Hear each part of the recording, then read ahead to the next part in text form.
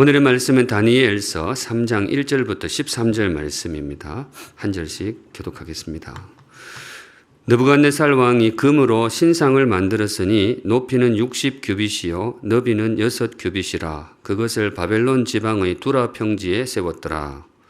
느부갓네살 왕이 사람을 보내어 총독과 수령과 행정관과 모사와 재무관과 재판관과 법률사와 각 지방 모든 관원을 느부갓네살 왕이 세운 신상의 낙성식에 참석하게 하매 이에 총독과 수령과 행정관과 모사와 재무관과 재판관과 법률사와 각 지방 모든 관원이 느부갓네살 왕이 세운 신상의 낙성식에 참석하여 느부갓네살 왕이 세운 신상 앞에 서니라. 선포하는 자가 크게 외쳐 이르되 백성들과 나라들과 각 언어로 말하는 자들아 왕이 너희 무리에게 명하시나니 너희는 나팔과 피리와 수금과 삼현금과 양금과 생황과 및 모든 악기 소리를 들을 때에 엎드려 느부갓네살 왕이 세운 금신상에게 절하라. 누구든지 엎드려 절하지 아니하는 자는 즉시 맹렬히 타는 풀무불에 던져 넣으리라 하였더라. 모든 백성과 나라들과 각 언어를 말하는 자들이 나팔과 피리와 수금과 삼현금과 양금과 및 모든 악기 소리를 듣자 곧 느부갓네살 왕이 세운 금신상에게 엎드려 절하니라. 그때에 어떤 갈대아 사람들이 나와 유다 사람들을 참소하니라. 그들이 느부갓네살 왕에게 이르되 왕이여 만수무강하옵소서. 왕이여 왕이 명령을 내리사 모든 사람이 나팔과 피리와 수금과 삼현금과 양금과 생황과 및 모든 악기 소리를 듣거든 엎드려 금신상에게 절할 것이라. 누구든지 엎드려 절하지 아니하는 자는 맹렬히 타는 풀무불 가운데에 던져 넣음을 당하리라 하지 아니하셨나이까. 이제 몇 유다 사람 사드락과 메삭과 아벳느고는 왕이 세워 바벨론 지방을 다스리게 하신 자이거늘 왕이여 이 사람들이 왕을 높이지 아니하며 왕의 신들을 섬기지 아니하며 왕이 세우신 금신상에게 절하지 아니하나이다. 같이 읽습니다. 느부갓네살 왕이 노하고 분하여 사드락과 메삭과 아벳느고를 끌어오라 말하매 드디어 그 사람들을 왕의 앞으로 끌어온지라. 아멘. 네, 오늘은 이 말씀으로 주님 주시는 메시지를 함께 받겠습니다. 오늘의 말씀은 망각입니다. 제가 제목을 망각의 동물 그렇게 잡았는데요. 사람을 가끔씩 그렇게 부르잖아요. 망각의 동물이다. 우리가 잘 잊어먹으니까 약속을 잊어먹는 경우도 있고 또 돈 빌려놓고도 잊어버리는 그런 경우도 있고 아내 생일을 잊어먹기도 하고 다들 그럴 때가 왕왕 있는데 황제도 예외가 아닙니다. 황제도 인간이니까 그런 것이죠. 오늘 느부갓네살 황제가 신상을 하나 세우는데 거대한 신상 이야기가 나왔죠. 이 신상의 이름을 무엇이라고 부르면 좋을까? 금으로 만들었으니까 금신상 좋겠지만은 제가 보기에 가장 정확한 이름은 이겁니다. 망각의 신상입니다. 이 신상이 어디서 왔느냐? 이 사람이 무언가를 망각했어요. 잊어버렸어요. 그래서 만든 신상입니다. 황제가 우리가 지금까지 다니엘서를 묵상하고 있습니다만 꿈을 하나 꾸었었잖아요. 아주 기이한 꿈을 꾸어가지고 잠을 못 이루는 아주 기이한 꿈이었는데 금머리에 신상을 꿈에서 신상을 하나 보았는데 머리는 금으로 되어 있고 이쪽 팔하고 가슴은 은으로 되어 있고 이 배하고 이 허벅지는 노수로 되어 있고 아래쪽 종아리는 쇠로 되어 있고 딱 봐도 참 기이한 신상이었어요. 그런데 갑자기 저 어디선가 사람 손이 닿지 않은 울퉁불퉁한 바위가 하나 날아오더니 신상의 아랫부분 종아리를 확 쳤어요.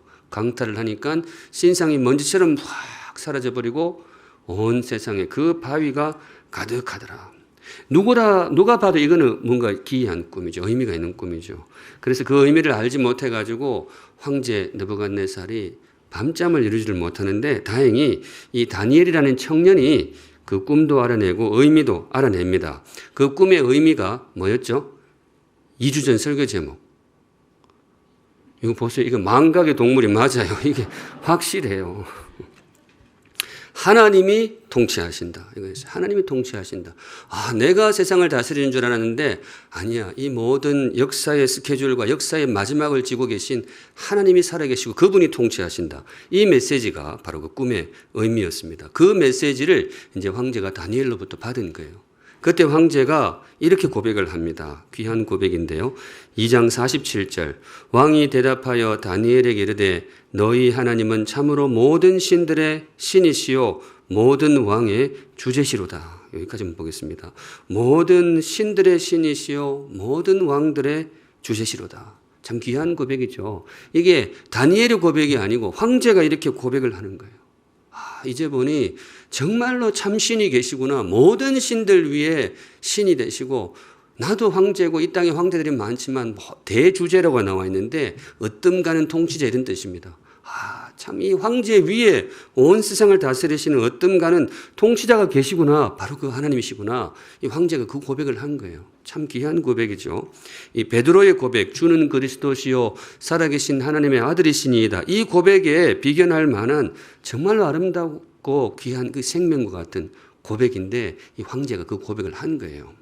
그런데 안타깝게도 오늘은 뭐예요? 싹 사라졌어요. 이 고백이 온데간데 없이 사라졌어요. 완전히 이 사람이 까먹은 거예요.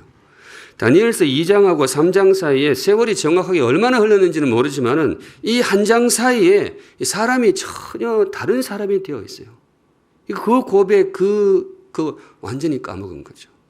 이 망각, 이 안타까운 이 망각의 중심에 뭐가 있느냐? 바로 이 신상이 있어요. 이 신상은 바로 그 귀한 고백을 망각한 그 망각의 뿌리에서 이 신상이 올라오게 됩니다. 굉장히 거대한 신상이었죠. 높이가 60규빗이었다. 성경에 그렇게 나오는데 규빗이 뭔가 하면 이 팔꿈치에서 이 손가락까지 이게 한 4, 50cm 정도 봅니다. 그래서 60규빗 그러면 요즘 청량으로 치면 한 30m 돼요. 굉장히 높죠. 아파트는 10층 정도 가잖아요. 그리고 폭은 3m. 그것도 재질도 굉장합니다. 금으로 했어요.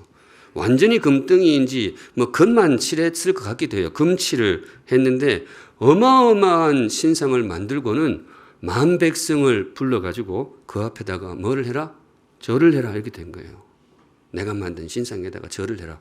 이건 무슨 의미일까요? 느부갓네살이 지금 무슨 의미로 이 이벤트를 하고 있을까요? 내가 세상을 통치한다 이거예요. 내가 세상을 통치한다. 그러니까 내가 만든 신상, 그 신상이 어떤 신을 상징하는 것이기도 하지만 자기 자신입니다. 아까 성경에 계속 반복해서 나왔거든요. 느부갓네살이 세운 신상, 느부갓네살이 세운 신상, 자신을 상징하는 거예요. 이 신상을 통해서 느부갓네살이 온 천하에 이 선포를 하는 거예요. 세상을 다스리는 통치자는 누구다? 나다. 이걸 이야기하는 거죠. 저는 그런 의미에서 이 신상을 망각의 신상이라고 부르고 싶어요. 주님께 주셨던 그 귀한 메시지 완전히 까먹어버린 거죠. 오늘 망각을 묵상하고 싶은데요. 성도 여러분, 성경은 우리의 거울입니다. 많은 분들이 그렇게 성경을 봐요. 성경 없는 이야기를 하는 법이 없어요. 그리고 특별히 이게 성경을 가만히 보면 이게 결국은 내 모습인 거예요. 우리 안에도 그런 모습이 나올 수가 있는 것이죠. 오늘 느부갓네살을 통해서 우리 자신을 한번 돌아보는 시간을 가지려고 합니다. 망각의 의미를 가지려고 하는데요. 묵상하실 때에 우리의 삶을 다시 한번 정갈하게 재정립하는 그런 시간이 되시면 좋겠습니다. 들어갑니다. 우선 첫째, 망각이 우리 삶에 가지는 의미가 뭐냐? 먼저 제일 기본부터 할게요. 한계입니다. 망각의 한계. 망각은 어쩔 수 없는 우리 인간의 한계죠. 성도 여러분 혹시 뭔가 요즘 깜빡깜빡 하실 때가 있나요? 아침에 생각했는데 깜빡깜빡. 너무 당황하실 필요가 없어요. 왜 그런 현상이 벌어지느냐? 인간이라서 그래요. 인간이라서. 인간의 기억에는 용량의 한계가 있거든요. 지금은 스마트폰을 써서 이런 메시지 잘 없는데 예전에 그 폴드폰 쓸 때 저는 스마트폰 나오고도 한창 동안 그 폴드폰을 썼었거든요. 그게 편해서. 근데 제 폴드폰에 가끔 이런 그 문자 메시지가 떴어요. 저장 용량이 모자랍니다. 예전 것을 지우고 저장할까요? 이거 기억나세요? 저는 되게 자주 떴어요. 제가 용량이 너무 작아가지고. 근데 이 핸드폰만 그런 게 아니에요. 요즘도 뭐 스마트폰 용량이 커져도 많이 하시는 분들은 분명히 이 메시지가 있을 거예요. 그런 일이 벌어지는데 이게 핸드폰만 그런 게 아니에요. 우리의 두뇌도 그렇죠. 모든 것을 다 기억할 수는 없어요. 이 적어놓고도 잊어버리고 분명히 아침에 생각했는데 점심 먹으면서 까먹기도 해요. 점심 때 와서. 이 참 표현이 묘하네요. 점심 까먹으면서 기억도 까먹고 그렇게 되는 것 같아요.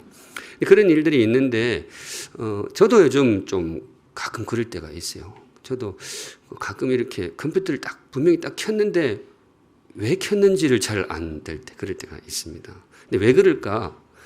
인간이라서 그렇죠. 인간. 잊어먹는 자야 그대 이름은 인간이니라. 뭐 받아들일 필요가 있는 것 같아요. 인간의 한계다. 바로 두 번째로 넘어갑니다. 오늘 망각이 우리에게 가지는 의미를 조금 속도감 있게 묵상하고 싶은데요. 두 번째는 아픔입니다. 아픔. 망각이 우리에게 아픔이 되기도 해요. 기억이 없다면 어떻게 그걸 삶이라고 할 수 있어? 기억하지 못하는데 어떻게 내가 살아있다고 할 수 있어? 영화에서 제가 본 대사인데요.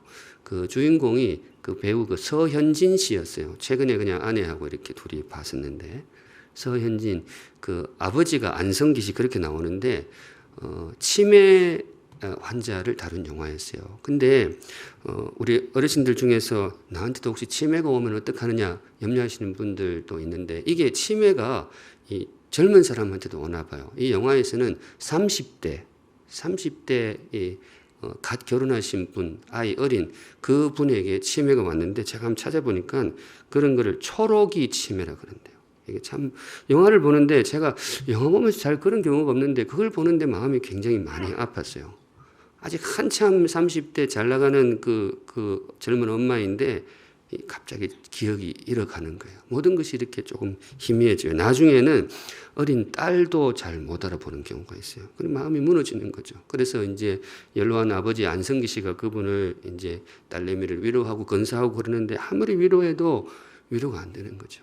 그때 이제 그 당사자인 그 서현진 씨가 소리친 말이 이거였어요. 아버지 보고. 기억이 없다면 어떻게 그걸 삶이라고 할 수 있어? 내가 기억하지 못하는데 내가 어떻게 살아있다고 할 수 있어? 참 이 땅에 아픔이 여러 아픔이 있구나 그런 생각이 들었습니다. 주님 다시 오시는 그날 이 땅의 모든 아픔들이 회복이 될 것인데 그분의 기억도 깨끗하게 돌아올 줄로 믿습니다. 네, 그게 뭐 실제 사건인지는 모르겠지만은 우리에게 그런 게 있어요. 이 잊어먹는다라는 게 이게 우리에게 아픔이 될 때가 있는 것이죠. 또 한 걸음 더 나아갑니다. 이번엔 좀 다른 차원인데요. 이 망각이 우리 삶에 가지는 의미가 참 다양한 것 같아요. 세 번째는 피란처입니다. 망각의 피란처. 망각이라는 것이 아플 때도 있지만 때로 내가 잊어버릴 수 있다는 것이 얼마나 다행인지 몰라요. 모든 것을 기억하고는 살 수가 없어요. 잊어먹어야 살 수 있는 그런 경우도 있거든요. 그래서 하나님이 어떤 면에서는 우리에게 망각의 한계를 주신 게 아닌가 그런 생각도 듭니다. 한 이발사가 있었어요. 제가 이걸 영화에서 봤는지 무슨 드라마인지 잘 기억이 안 나요. 글로 봤는지 여하튼 제가 이 스토리를 머릿속에 담고 있는데 한 이발사가 그 중심에 있는 그런 이야기였는데 이분이 인생의 짐이 굉장히 무거운 분이셨어요. 연로하신 부모님도 모셔야 되고 자식들도 이렇게 좀 건사를 해도 심지어 형제들까지 이분이 이 가정의 삶을 책임진 짐이 굉장히 무거우신 분인데 이분이 한평생 이발소를 운영하셨어요. 그걸로 가족들을 하는데 참 짐이 무거웠겠죠. 그런데 어느 날 이분이 기억 상실증에 걸려요. 자기가 누구인지를 잊어버려요. 그리고 길거리에서 이분이 쓰러져 있는 것을 경찰이 발견해서 병원에 실어오는데 이분이 자기가 누구인지를 몰라요. 근데 다행인 것은 이분의 표정이 되게 밝아요. 병원에 와서도 항상 웃고 있어요. 그래서 이분 별명이 미스터 스마일 그랬던 것 같아요. 미스터 스마일로 불리는 그런 얼굴이었습니다. 그런데 그래 웃고 있어도 옆에서 이제 돌보는 분들은 마음이 짠한 거죠. 저 기억을 잃어버리고 저 가족도 모르고 어떻게 사나. 그런데 어느 날 이분이 기억이 돌아오게 됩니다. 이 손동작 때문에 하루 종일 이분이 손을 이렇게 하고 있는 거예요. 저게 뭘까? 이제 머리는 잊어버려도 손은 뭔가 기억하고 있었겠죠. 그래서 그분을 살피시던 간호사가 도대체 저게 뭘까? 가만히 생각하면 이게 그 가위질 같은 거예요. 아니면 이게 그 왜 남자들 바리깡 있잖아요. 그거 같다 생각이 들어서 이분이 어떻게 이발사 협회에다가 수소문을 했더니 실종된 분이 있다는 거죠. 그래서 이분이 기억을 되찾아요. 그리고 가족의 품으로 돌아갑니다. 그래서 다들 이제 이분이 태어날 때 기뻐하고 축하를 해줬겠죠. 그런데 그런데 이 다음 이야기가 참 어처구니 없는데 며칠 뒤 안타까운 소식이 들려오는데 이분이 그 스스로 생을 마감합니다. 이유가 뭘까요? 혹시 이해가 되세요? 다시 현실에 돌아왔을 때 그게 감당이 안 되는 거예요. 기억을 잃어버렸을 때는 거기서 막 훌훌 털고 그냥 홀가분하게 행복했던 거예요. 이분이 자기가 누군지 모르니까 그냥 웃고 미스터 스마일로 있었는데 기억이 돌아오고 그 자기가 져왔던 인생의 짐이 눈앞에 다가오니까 이제는 더 이상 감당이 안 되어서 그렇게 해서는 안 되는 선택을 했다. 제가 그 스토리가 머릿속에 꽤 인상적으로 남아 있습니다. 삶이, 우리 살아가는 삶이 참 묘한 것 같아요.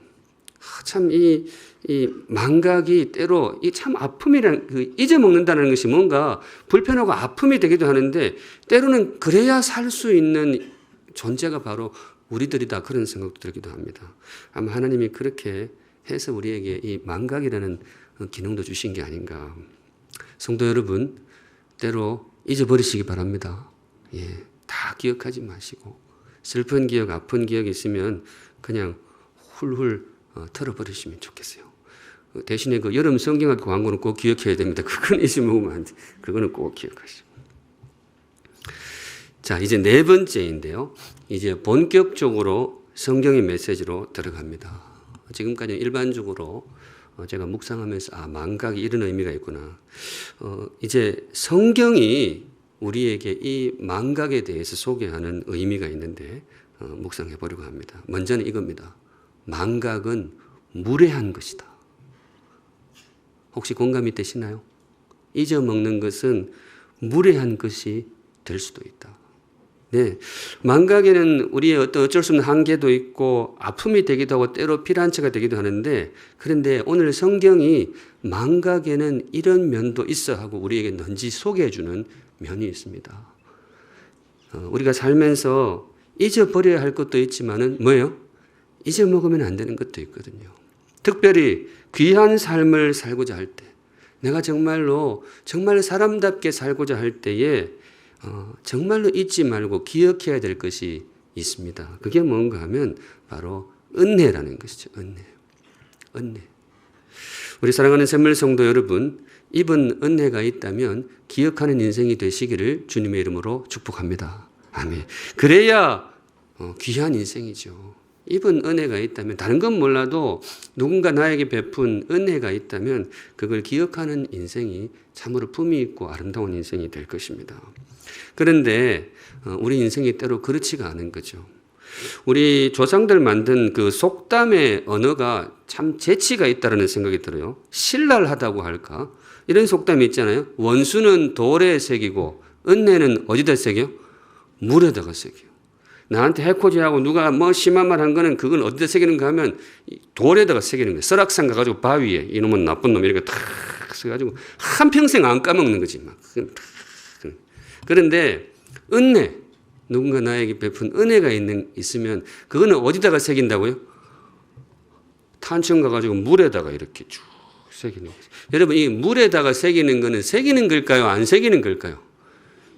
이게 새기는 것도 아니고 안 새기는 것도 아니고, 제가 생각해 봐서 이거는 간사한 색입니다. 이게 새기는 것도 아니고 그냥 면피용으로.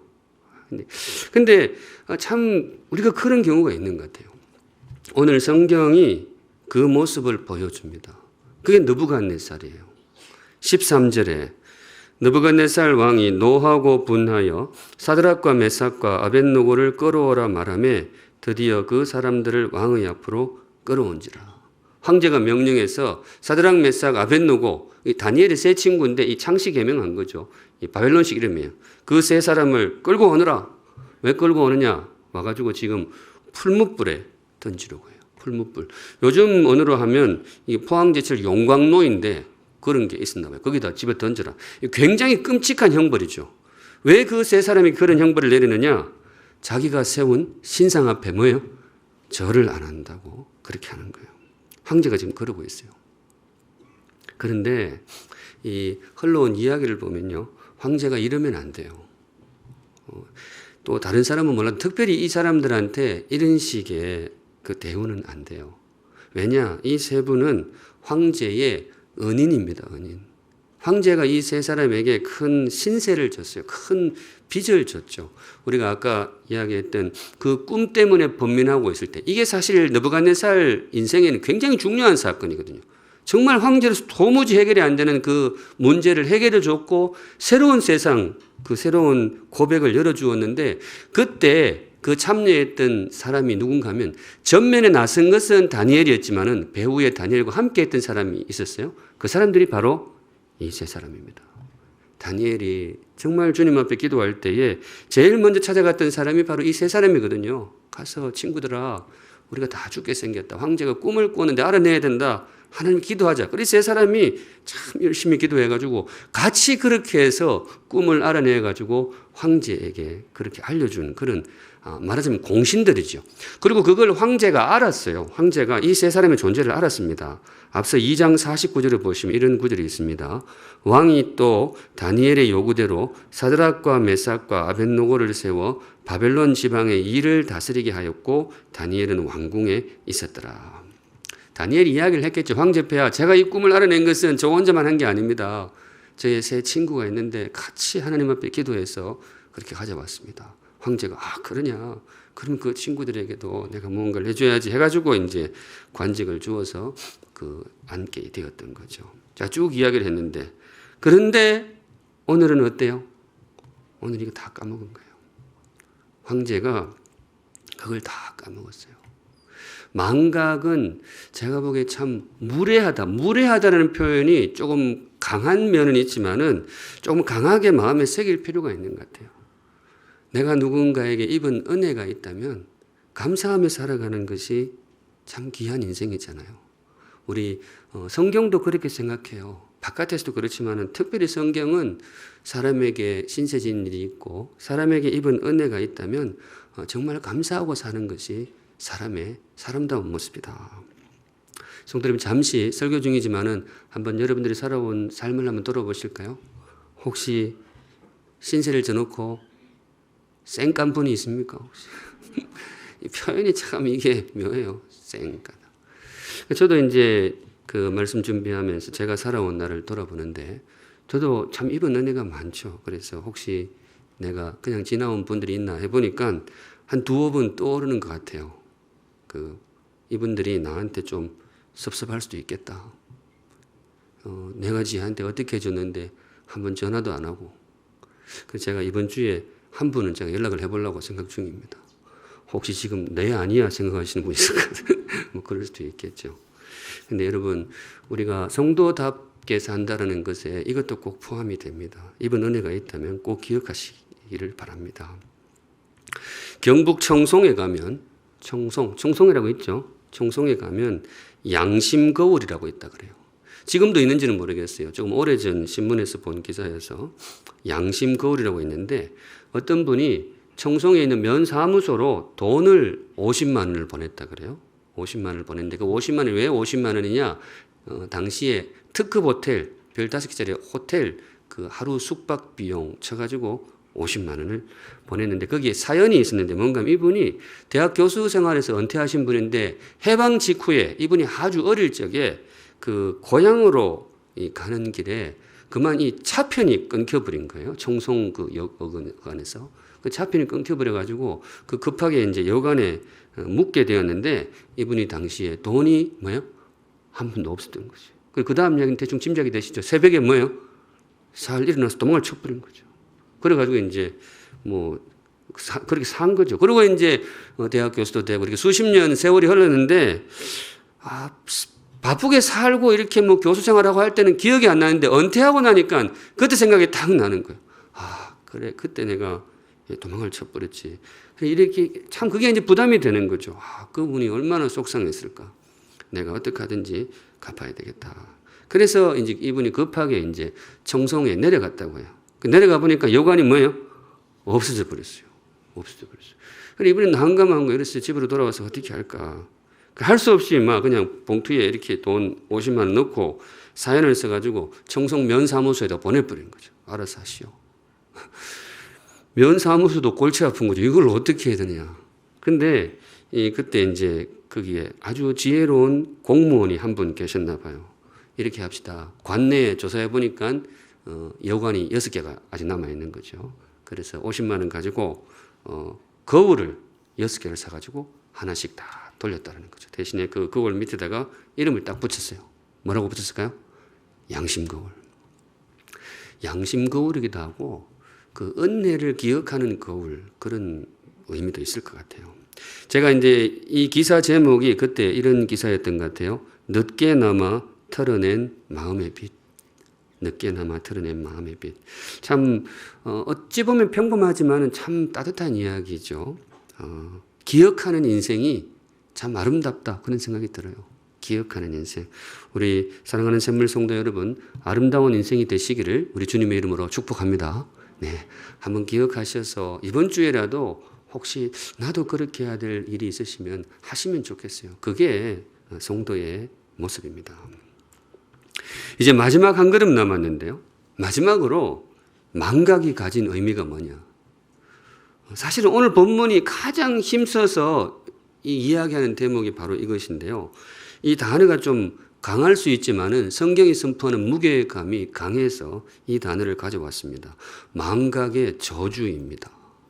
망각의 저주. 신앙의 차원인데요. 신앙의 차원. 뭔가 입은 은혜가 있을 때에 그것을 기억하지 못하고 망각하는 것은 인간관계에 있어서는 그 망각이 품위를 잃게 만듭니다. 입은 은혜가 있는데 기억하지 못하는 사람은 좀 그렇잖아요. 품위가 그래요. 그런데 이것이 신앙의 세계에 들어오게 되면 단지 품위가 없는 사람이 아니고 저주가 될 수 있어요. 저주. 영원하신 하나님을 정말로 영원토록 잃어버리는 저주. 그분이 나에게 주신 가장 존귀한 나됨을 영원토록 잃어버리는 저주. 그렇게 될 수가 있습니다. 오늘 사실 느부갓네살의 모습이 바로 그 모습이라고 보시면 돼요. 성경이 이 모습, 금신상 세우고 막 절하고 이렇게 하는 모습을 우리에게 찬찬히 보여주는 거는 이거 보고 부러워하러 간 게 아니에요. 사실 어떤 면에서는 인간적으로 보면 그 느부갓네살 당사자한테는 그날 굉장히 기분이 좋았을 수도 있어요. 인생 최고의 날로 꼽힐 수도 있어요. 사나이로 태어나서 온 세상을 정복했잖아요. 바벨론 황제에 등극을 했단 말이죠. 바벨론 제국을 건설하고 또 그것을 이제 기리기 위해서 자기 이름으로 신상을 높이 30m짜리 당시로서는 어마어마한 신상을 세워가지고 온 백성을 데려다가 그 앞에 절을 하게 해요. 이 사람이 아마 굉장히 그날 업됐을 거예요. 굉장히 기분이 좋았을 거예요. 내 인생이 이렇게도 되는구나. 아마 굉장히 좋았을 거예요. 그날 밤. 그런데 성경의 눈으로 보면 그날은 이 느부갓네살 인생의 가장 어두운 날이었습니다. 자기 눈에 볼 때는 그냥 빛나고 막 좋고 그렇게 덩실덩실 춤을 추었는지 몰라도 진리의 말씀, 성경의 눈으로 볼 때는 이날은 정말 이 인생에 절대로 임해서는 안 되는 칠흑같이 어두운 저주의 날이었습니다. 영원하신 하나님을 잃어버려요. 영원한 행복을 놓칩니다. 저와 여러분의 모습이 아니기를 바랍니다. 왜 이게 어두운 날이고 그렇게 저주스러운 날이 되느냐? 잊어버렸기 때문에 그래요. 하나님을 잊어버린 거죠. 신앙이란 무엇인가? 사실 오늘 설교의 중심에 망각이란 무엇인가? 제가 그걸 묵상해 왔는데 사실 망각을 묵상하자는 것은 아니고 우리의 신앙을 묵상하자는 것입니다. 신앙은, 성도 여러분, 신앙은 기억하는 것입니다. 이거 마음에 새겨두세요. 신앙이 뭐냐? 여러 모양으로 정의할 수 있지만 오늘 느부갓네살을 통해 우리에게 주시는 신앙의 정의, 참 성경이 내놓는 정의 가운데 핵심 정의입니다. 신앙은 기억하는 것입니다. 기억이 사람을 향하면 예의와 신의가 되고 기억이 하나님을 향하면 그게 바로 신앙입니다. 성도 여러분, 우리가 신앙인으로 살아가는데 신앙이 뭐냐? 내가 신앙한다는 것이 무슨 말이냐? 국어사전에 나오는 가장 가까운 단어는 이거예요. 기억하는 것입니다. 하나님의 살아계심을 기억하고 그분이 나에게 베푸신 은혜를 기억하는 것. 이게 신앙이에요. 사랑하는 샘물 성도 여러분, 기억하는 인생이 되시기를 주님의 이름으로 축복합니다. 네, 그게 신앙이에요. 신앙을 표현할 때 기자 돌림이 되게 많아요. 기대, 기도, 기다림. 그런 찬양도 있거든요. 우리는 기대하고 기도하며 기다리네. 이거 의도적으로 했는지 모르겠지만 참 기자 돌림이 많아요. 자, 오늘 하나 더 추가합니다. 신앙은 무엇이다? 기억하는 것이다. 기억하는 것이다. 기억해야 돼요. 정말 기억해야 돼요. 근데 인간인지라 우리가 자꾸 까먹어요. 이 건망증 이야기가 아니고 자꾸 이 신앙적인 기억이 희미해질 때가 있어요. 오늘 느부갓네살이 그래요. 하나님의 그 놀라운 진실, 그때 그 꿈을 통해서 이 사람이 하나님을 만났던 거죠. 정말 존귀하신 하나님 면전에 섰던 거죠. 근데 그걸 기억하지 못해요. 기억하지 못해요. 근데 이 사람만 그런 것이 아니고 우리 누구에게나 이런 순간이 닥칠 수 있는데 요한계시록 2장 4절, 요한계시록에도 그 내용이 나와요. 같이 읽습니다. 시작. 그러나 너를 책망할 것이 있나니 너의 처음 사랑을 버렸느니라. 이 버렸느니라 앞에 두 글자 넣어도 좋아요. 너의 처음 사랑을 잊어버렸느니라. 잃어버렸느니라 좋고 잊어버렸느니라. 기억을 못하는 거죠. 그걸 책망하고 계세요. 귀한 신앙인이 되기 위해서는 기억해야 되는데 그 처음 사랑, 느부갓네살한테는 그날이었어요. 주님을 만난 날이에요. 그걸 기억을 해야 되는데 이분이 잊어버렸어요. 5절 한번 같이 읽어보겠습니다. 시작. 그러므로 어디서 떨어졌는지를 생각하고 회개하여 처음 행위를 가지라. 어디서 떨어졌는지를 생각 대신에 뭐 하면 좋을까요? 기억하고 회개하여 처음 행위를 기억하라. 신앙은 기억하는 것입니다. 신앙은 기억하는 것입니다. 우리 사랑하는 샘물 성도 여러분, 기억하는 인생이 되시기를 주님의 이름으로 축복합니다. 네, 기억하시면 좋겠어요. 근데 어떻게 하면 기억할 수 있을까? 주님은 이 신앙의 중심에 기억이 있는 것을 알기 때문에 기억의 장치를 많이 만들어 주셨어요. 우리가 잊지 않고 기억할 수 있도록. 신앙생활에는 그 장치 속으로 들어가는 거예요. 기억 장치. 대표적인 기억의 장치가 뭐냐? 예배입니다. 성도 여러분, 예배는 기억의 시간입니다. 예배는 은혜 받는 시간이기도 하고 예배는 배우는 시간이기도 한데 예배는 기억의 시간이에요. 하나님의 살아계심을 기억하고 그분이 나에게 베푸신 귀한 은혜를 뭐 하는 시간? 기억하는 시간입니다. 네, 이 시간 그걸 기억하시면 돼요.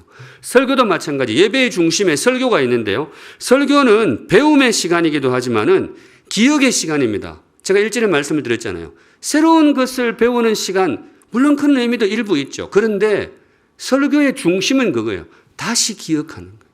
다시 내 마음에 새롭게 기억하는 것입니다. 그게 예배이고 그게 설교입니다.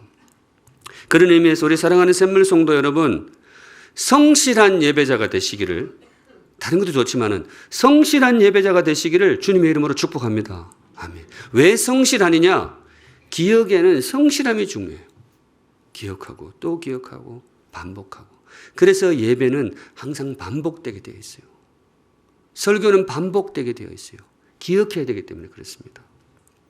절기도 중요한 통로인데요. 성경에 이런저런 절기가 나오는데 사람이 만든 게 아니고 하나님이 제정해 주셨어요. 절기를 만들어 주신데 왜냐? 기억하라고.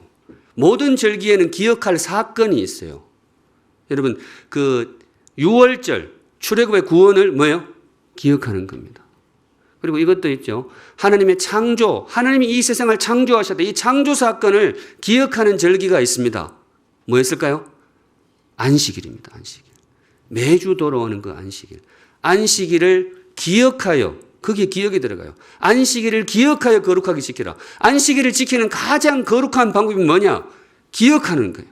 아, 하나님이 세상을 창조하셨고 하나님 나를 지으셨구나. 근데 지금 우리는 안식일이 아니고 주일을 지킵니다. 주일은 무엇을 기억하는 날일까요? 네, 예수님의 부활입니다. 부활. 주일은 부활일 이렇게 불러도 좋아요. 조금 생소한 리딩 같지만은 부활일입니다. 부활절도 있지만은 매주 주님의 부활을 기억하는 거예요. 부활이 뭐냐? 재창조입니다. 하나님의 창조를 기억하는 안식일이 있다면 재창조, 죄로 인해 타락해서 죽을 수밖에 없던 우리에게 새로운 생명을 주신 그 예수님의 부활을 기억하는 날이 바로 이 주일입니다. 그러니까 주일 오실 때 주님의 부활을 꼭 마음에 새기시면 좋겠어요. 이 기억이 참 중요해요. 제가 느부갓네살 보면서 참 아쉬운 것은 뭔가 하면 이 사람이 그날 그날 그 꿈을 꾸었을 때 그날을 하나의 절기로 만들었다면 얼마나 좋았을까. 하나의 절기로 만드는 거죠. 국경일로 뭐 정하지는 않아도 개인적으로 달력에 표시를 해두는 거죠. 이날 내가 하나님을 만났었다고. 이날 내가 감당치 못할 꿈을 꾸었는데 다니엘이라는 청년을 통해서 하나님이 나에게 다가오셨다고. 그래서 나는 내가 이 세상의 지존인 줄 알았는데 그게 아니었어. 내 위에 온 세상을 지으시고 다스리시는 하나님이 살아계셨어. 내가 이날 그날을 깨달았어. 그래 달력에 동그라미 쳐주고 내년에도 보고 내후년도 보고 그렇게 살았더라면 이 사람의 인생이 얼마나 더 귀하였을까. 그런 아쉬움이 남는 거죠. 근데 이분이 그걸 안 한 거죠. 그 자신의 영광에 취해가지고. 그래서 제가 이 시간 설교를 빌어서 우리 성도님들께 한 가지 제안 드리고 싶은 게 있어요. 나만의 절기를 한번 만들어 보시면 좋겠어요.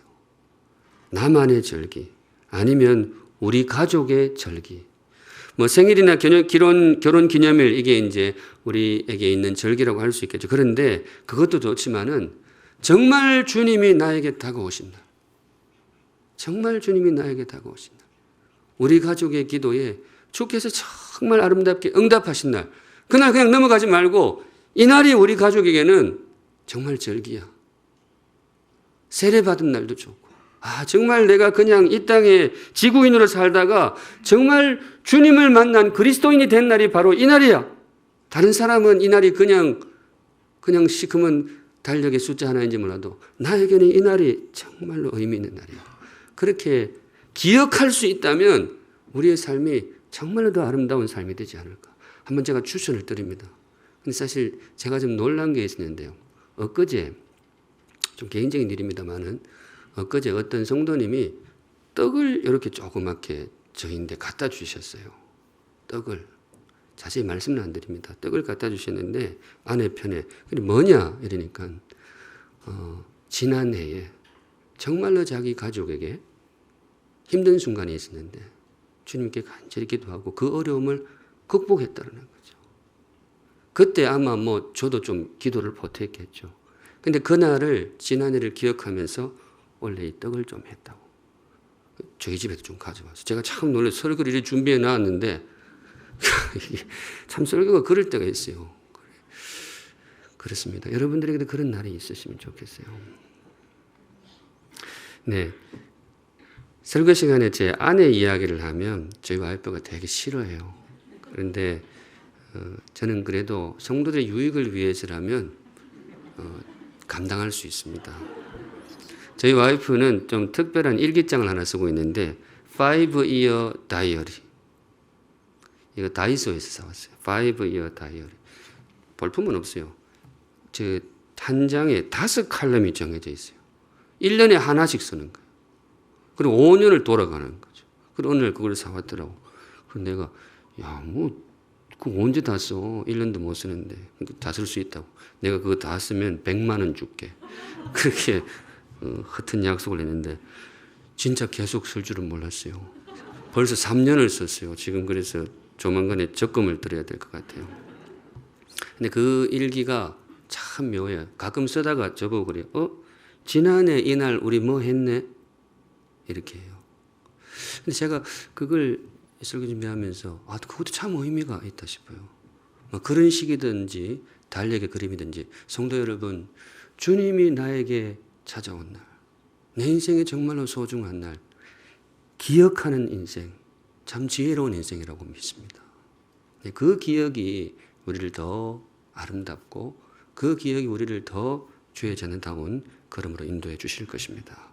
오늘 여기까지 보겠습니다. 오늘 주님께서 우리에게 주신 말씀, 망각, 참 어떤 면에서는 가볍게 한계이기도 하고 때로는 그것이 나에게 아픔이 되기도 하고 어떤 분은 묘하게 그것이 삶의 피난처가 될 때도 있다는 것이죠. 그런데 분명한 것은 어쩔 수 없는 우리 인생의 한계인 것은 틀림이 없습니다. 그런데 성도 여러분, 그럼에도 불구하고 기억할 것은 기억해야 됩니다. 힘써 기억해야 됩니다. 기억하는 것이 사람다움이고 기억하는 것이 신앙입니다. 사람의 은혜를 기억하는 것이 사람의 신의와 예의라면 하나님의 은혜를 기억하는 것은 우리의 생명과 구원과 우리의 영원한 신앙이 될 것입니다. 이 모든 말씀을 합하여 기억할 줄 아는 복된 인생 되시기를 우리 주님의 이름으로 축복합니다. 아멘. 은혜 찬양인데요. 우리 주님의 은혜 또 사람에게 진 빚 한번 마음에 되새기는 그런 시간이 되시면 좋겠습니다. 함께 찬양하시겠습니다. 거룩하신 하나님 아버지, 인간인지라 이것저것 잊어먹을 때가 있지만은 돌아보니 정말 잊지 말아야 할 것을 잊을 때도 있었던 것 같습니다. 사람에게든 누구에게든 은혜 입은 일이 있으면 기억하는 염치 있는 인생이 되게 하여 주시옵소서.